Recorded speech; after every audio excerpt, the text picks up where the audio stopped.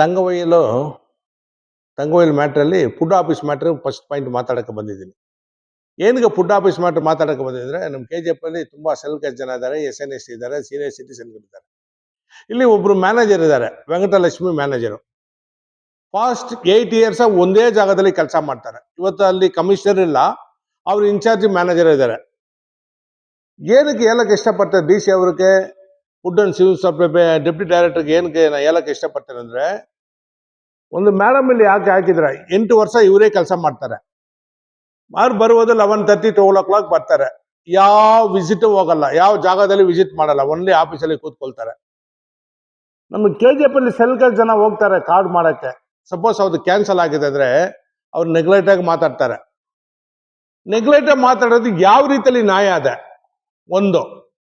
ಒಂದು ಆಫೀಸರ್ ಅಂದ್ರೆ ಪರ್ಟಿಕ್ಯುಲರ್ ಆಗಿ ಎಲ್ಲಾ ಕಡೆ ಚೇಂಜ್ ಮಾಡ್ತಾರೆ. DC ಅವರು ಎಲ್ಲಾ ಕಡೆ ಚೇಂಜ್ ಮಾಡ್ತಾರೆ. Food and civil supply deputy director ಒಬ್ಬರು ಮಾತ್ರ ನೀವು ಡೈರೆಕ್ಟ್ ಆಗಿ ಇಲ್ಲೇ ಇಟ್ಟಿದ್ದೀರಿ ಅಂದ್ರೆ ಯಾವ ರೀತಿಯಲ್ಲಿ ನ್ಯಾಯ? ಏನು ಅವ್ರಿಗೆ ಮಾತ್ರ ನೀವು ಸ್ಪೆಷಲ್ ಆಗಿ ಒಂದು ಪ್ರಮೋಷನ್ ಕೊಟ್ಟಿದ್ರೆ ಏನ್ ಕೊಟ್ಟಿದ್ರ? 8 ವರ್ಷ ಒಂದೇ ಜಾಗದಲ್ಲಿ ಕೆಲಸ ಮಾಡ್ತಾರೆ. ನನ್ 3 KGF ಜನ, ತುಂಬಾ ಜನಕ್ಕೆ ರೇಷನ್ ಕಾರ್ಡ್ ಇರಲ್ಲ. Ration card problem. Senior citizen ಹೋಗಿದ್ರೆ ಈ ಮಾತುಗಳು ಬರುತ್ತೆ ನೋಡಿ, ಅವ್ರ ಹತ್ರ ಮಾತುಗಳು ಒಂಥರ ಡೈವರ್ಟ್ ಆಗಿ ಮಾತಾಡ್ತಾರೆ, ಬೇರೆ ಮಾತುಗಳು ಮಾತಾಡ್ತಾರೆ, ತಪ್ಪಾಗುತ್ತೆ. ದಯವಿಟ್ಟು ನಮ್ಮ ಕೋಲಾರ DC ಸಾರು ಒಳ್ಳೆಯವರು, ಇವರು ಚೇಂಜ್ ಮಾಡಿ. ಅದೇ ತರ deputy director food and civil supply ಇವರು ಚೇಂಜ್ ಮಾಡಬೇಕು. ಯಾಕೆಂದ್ರೆ ನಾವು ಕೇಳ್ತಾ ಇದೀವಿ, ಇಲ್ಲಾಂದ್ರೆ ನಾವು ಡೈರೆಕ್ಟ್ ಆಗಿ ಪ್ರಿನ್ಸಿಪಲ್ ಸೆಕ್ರೆಟರಿ ಸಮಥಿಂಗ್ ಪ್ರಧಾನ ಕಾರ್ಯದರ್ಶಿ ಅವ್ರ ಹತ್ರ ಹೋಗ್ಬಿಟ್ಟು ಕೂತ್ಕೊಂಡು, ಸರ್ ಒಂದೇ ಜಾಗದಲ್ಲಿ 8 ವರ್ಷ ಕೆಲಸ ಮಾಡೋದಕ್ಕೆ ಕಾನೂನು ರೀತಿಯಲ್ಲಿ ಇರುತ್ತಾ? ಇಲ್ಲ. ಅವರು ಮಿನಿಮಮ್ 2 years 3 years ಒಂದು ಜಾಗದಲ್ಲಿ ಇರಬೇಕು. ಕಂಪಲ್ಸರಿ 8 ವರ್ಷ ಕೆಲಸ ಮಾಡ್ತಾರೆ ಅಂದ್ರೆ ಇಲ್ಲಿಂದ ಇವ್ರು ಬೇರೆ ಕಡೆ ಶಿಫ್ಟ್ ಮಾಡಿ, ಬೇರೆ ಕಡೆ ಹೋಗ್ಲಿ, ಹೊಸಬ್ರು ಆಫೀಸ್ ಬರ್ಲಿ. ಯಾಕಂದ್ರೆ KGF ಎಲ್ಲ ಹೋಗ್ಬಿಟ್ಟು ರೌಂಡ್ಸ್ ಮಾಡ್ಕೊಂಡು ಬರ್ಲಿ, ಒಂದೇ ಜಾಗದಲ್ಲಿ ಕೂತ್ಕೊಳ್ಳೋಕೆ ಆಫೀಸರ್ಸ್ ಬೇಕಾಗಲ್ಲ. ಇದು ನಮ್ಮ ಕಾನೂನು ರೀತಿಯಲ್ಲಿ ನಾವು ಡೈರೆಕ್ಟ್ ಆಗಿ ಸಾರ್ಗೆ ರಿಕ್ವೆಸ್ಟ್ ಮಾಡ್ತಾ ಇರೋದು. ನೆಕ್ಸ್ಟ್ ಪಾಯಿಂಟ್, ಮುನ್ಸಿಪಾಲಿಟಿಯಲ್ಲಿ ಆನರಬಲ್ ಲೋಕಾಯುಕ್ತ ಅವರು ಬಂದು ಹೋಗಿದ್ದಾರೆ.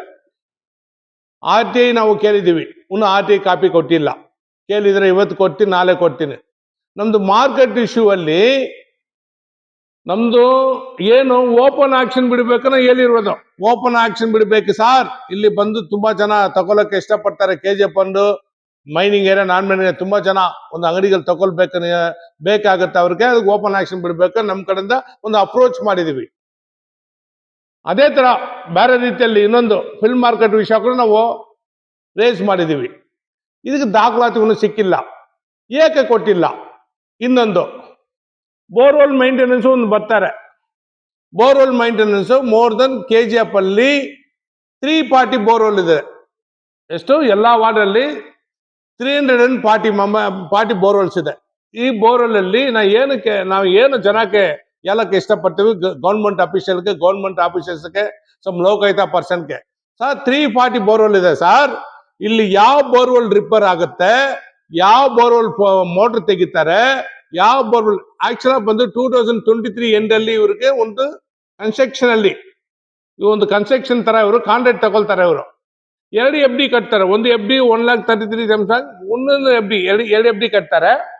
ಇವ್ರು ಇಯರ್ಲಿ ಇವ್ರಿಗೆ ಏನ್ ಕೊಡ್ತಾರೆ? 7 ಲಕ್ಷ ಮೇಲೆ ಕೊಡ್ತಾರೆ. ನಮ್ದೇನು ಒಂದು ಅವ್ರು ಕೊಡಿ, ಅವ್ರ ಬಗ್ಗೆ ನಾವು ಬ್ಯಾಡ್ ಒಪಿನಿಯನ್ ಆಗಿ ಮಾತಾಡಕ್ಕೆ ಇಷ್ಟಪಡಲ್ಲ. ಕಾಂಟ್ರಾಕ್ಟ್ ಬಗ್ಗೆ ಅವ್ರು ಏನ್ ಬೇಕಾದ್ರೆ ಮಾಡ್ಕೊಂಡು ಹೋಗಿ. ನಮ್ದೇನು 2023 to 26 ಎಷ್ಟು ಬೋರ್ವೆಲ್ ಮೋಟರ್ ರಿಪೇರ್ ಆಗಿದೆ, ಎಷ್ಟು ಪೈಪ್ಗಳು ಕೊಟ್ಟಿದ್ದೀರಾ, ಎಷ್ಟು ವೈರ್ ಕೇಬಲ್ ಕೊಟ್ಟಿದ್ದೀರಾ, ಎಲ್ಲಿ ಒಂದೊಂದು ವಾರ್ಡ್ ಅಲ್ಲಿ ಯಾವ ಕಂಡೀಷನ್ ಅಲ್ಲಿ ಬೋರ್ವೆಲ್ ಇದೆ. ನನ್ನ ಹತ್ರ ಲಿಸ್ಟ್ ಕೊಟ್ಟಿದ್ದಾರೆ, ಆಲ್ರೆಡಿ ಲಿಸ್ಟ್ ಇಟ್ಕೊಂಡಿದ್ದೀನಿ. ಲಿಸ್ಟ್ ಅಲ್ಲಿ ಹೆಂಗೆ ಎಷ್ಟು ಇಷ್ಟೇನ ಕೇಳಕ್ಕೆ ಇಷ್ಟಪಡ್ತೇವೆ ಅಂದ್ರೆ, ಅವ್ರ ಮೇಲೆ ನಾವು ಬೇರೆ ರೀತಿಯಲ್ಲಿ ಮಾತಾಡಕ್ಕೆ ನಾವು ಬಂದಿಲ್ಲ. ನಮ್ಗೆ ಬೇಕಾಗಲ್ಲ. ನ್ಯಾಯವಾಗಿ ಒಂದು ಬೋರ್ವೆಲ್ ಮೈಂಟೆನೆನ್ಸ್ ಅಂದ್ರೆ ಮುನ್ಸಿಪಾಲಿಟಿ ಪರ್ಸನ್ ನೀಟಾಗಿ ಎನ್ಕ್ವೈರಿ ಮಾಡಬೇಕು. ಅಲ್ಲಿ ರಿಪೇರ್ ಆಗಿದ್ಯಾ, ಆ ಮೆಟೀರಿಯಲ್ ನಿಮ್ ಕತೆ ರೀಚ್ ಆಗಿದೆ, ನಿಮ್ ಕೈಯಲ್ಲಿ ಸಿಕ್ಕಿದ್ಯಾ, ಆ ಪೈಪ್ ಸಿಕ್ಕಿದ್ಯಾ. 2023 ಇಲ್ಲಿ ಏನ್ ಹೇಳ್ತಾರೆ, ಎಲ್ಲ ಒಟ್ಟಿಗೆ ಸೇರ್ಕೊಂಡು ಒಬ್ಬರಿಗೆ ಸಪೋರ್ಟ್ ಮಾಡ್ತಾ ಇದ್ದಾರೆ. ಏನಕ್ಕೆ ಸಪೋರ್ಟ್ ಮಾಡ್ತೀರಾ ನೀವು? ಇದೇ ನಮ್ದು ಕ್ವಶನ್. 3ನೇ ಪಾಯಿಂಟ್, ಗಡ್ಗಾಂನಲ್ಲಿ ಪಂಚಾಯತ್ ಸರ್ವೆ ನಂಬರ್ 28 ಕೃಷ್ಣಾವರಂನಲ್ಲಿ ಇದೆ. ಅದು ಸರ್ವೆ ನಂಬರ್ 28. ಈ ಮ್ಯಾಟ್ರಲ್ಲಿ ನಮ್ಮ ಜಿಲ್ಲಾ ಪಂಚಾಯತಿ ಸಿಒ ಅವರು ತುಂಬಾ ದಿನ ಆಯ್ತು ಸರ್ವೆ ನಂಬರ್ 28 ಅಲ್ಲಿ ಯಾವ್ದಾವ್ದು ಪಿ ನಂಬರ್ ಇರೋ ದಾಖಲಾತಿ ಕ್ಯಾನ್ಸಲ್ ಮಾಡ್ಬೇಕನ್ನೋ ನಿಮ್ಗೆ ಲೆಟರ್ ಕಟ್ಟಿ ತುಂಬಾ ದಿನ ಆಗಿದೆ. ಲೆಟರ್ ಕಳಿಸಿ ಈ ರೆಡ್ಡಿ PDO ಅದರಲ್ಲ ಇವರು ಇವ ವೆಂಕಟೇಶ್ ಸಾರು ಇಬ್ಬರು ಮಾಡಿಲ್ಲ. ಇವ್ರ ಲೆಟರ್ ಬಂದು ಮೋರ್ ದನ್ 1 year ಆಗಿದೆ. ಸಿಒ ಅವರು ಬಂದು ಈ ಜಾಗವೇ ಕ್ಯಾನ್ಸಲ್ ಮಾಡ್ಬೇಕನ್ನೋ ಆದೇಶ ಮಾಡಿದ್ದಾರೆ. ಆ ಲೆಟರ್ಗೆ ಆನ್ಸರ್ ಮಾಡಿಲ್ಲ ಅಂದ್ರೆ ಇವರ ಲ್ಯಾಂಡ್ ಅವ್ರ ಹತ್ರ ಸಾಮೂಲಾಗಿದ್ದಾರಾ ಯಾರು ಗೊತ್ತು. ಇಮಿಡಿಯೇಟ್ ಆಗಿ ಗಡ್ಗಾಮ್ನಲ್ಲಿ ಪಂಚಾಯತ್ ಅಂದ್ ಇಒ ವೆಂಕಟೇಶ್ ಅವರು ಇದು ಕಾನೂನು ರೀತಿಯಲ್ಲಿ ಆಕ್ಷನ್ ತಗೊಳ್ಬೇಕನ್ನೋ ಮುಖಾಂತರ ಹೇಳ್ತಾ ಇದೀವಿ. ಇಲ್ಲಾಂದ್ರ ಇಡೀ ದಾಖಲೆ ತಗೊಂಡು ಲೋಕಾಯುಕ್ತ ಹತ್ರ ಹೋಗ್ಬಿಟ್ಟು ಕೂತ್ಕೊಳ್ತೀವಿ. ಇವತ್ತು ಲೋಕಾಯುಕ್ತ ಕೂಡ ಮೀಟಿಂಗ್ ಇದೆ ಬಗಾರ್ಪಟ್ಟಲ್ಲಿ ಸಮಥಿಂಗ್. ಅವ್ರ ಮೈನಿಂಗ್ ಲ್ಯಾಂಡ್ ಕೂಡ ನಾವು ಇಶ್ಯೂ ಮಾಡಕ್ ಹೋಗ್ಬೇಕಾಗತ್ತೆ. ನಾವು ಹೋಗಿಲ್ಲ, ಯಾಕಂದ್ರೆ ಬೇಡ ಸದಿಗೆ. ಇಷ್ಟು ನಮ್ದು ಒಂದು ಪಾಯಿಂಟ್ ನಮ್ಮ KGF ಅಲ್ಲಿ ಫುಡ್ ಆಫೀಸಲ್ಲಿ ಇರೋ ಆ ಮೇಡಮ್ ಅವರು ಇಲ್ಲಿಂದ ಟ್ರಾನ್ಸ್ಫರ್ ಮಾಡ್ಬೇಕು. ಇನ್ನೊಂದು ಬೋರ್ವೆಲ್ ಮೈಂಟೆನೆನ್ಸ್ ನಮ್ಗೆ ಕ್ಲಿಯರ್ ಕಟ್ ಆಗಿ ಮುನ್ಸಿಪಾಲಿಟಿಯಿಂದ ಹೊಸ ಕಮಿಷನರ್ ಬಂದಿದ್ದಾರೆ ಶ್ರೀಧರ್ ಅವರು. ಹೊಸ ಪಿಕ್ಚರ್ ಕೊಡ್ಬೇಕು ನಮ್ಗೆ ಏನು ಆಗ್ತಾ ಇದೆ. ಮೂರನೇದು ಗಡ್ಗಾಮ್ನಲ್ಲಿ ಪಂಚಾಯತ್. ಇಷ್ಟು ಹೇಳಕ್ಕೆ ಇಷ್ಟಪಡ್ತಾ ಇದೀವಿ. ಇದು ಮಾಡಬೇಕನ್ನೋ ಮುಖಾಂತರ ಹೇಳ್ತಾ ಇದೀವಿ. ಜೈ ಹಿಂದ್, ಜೈ ಕರ್ನಾಟಕ.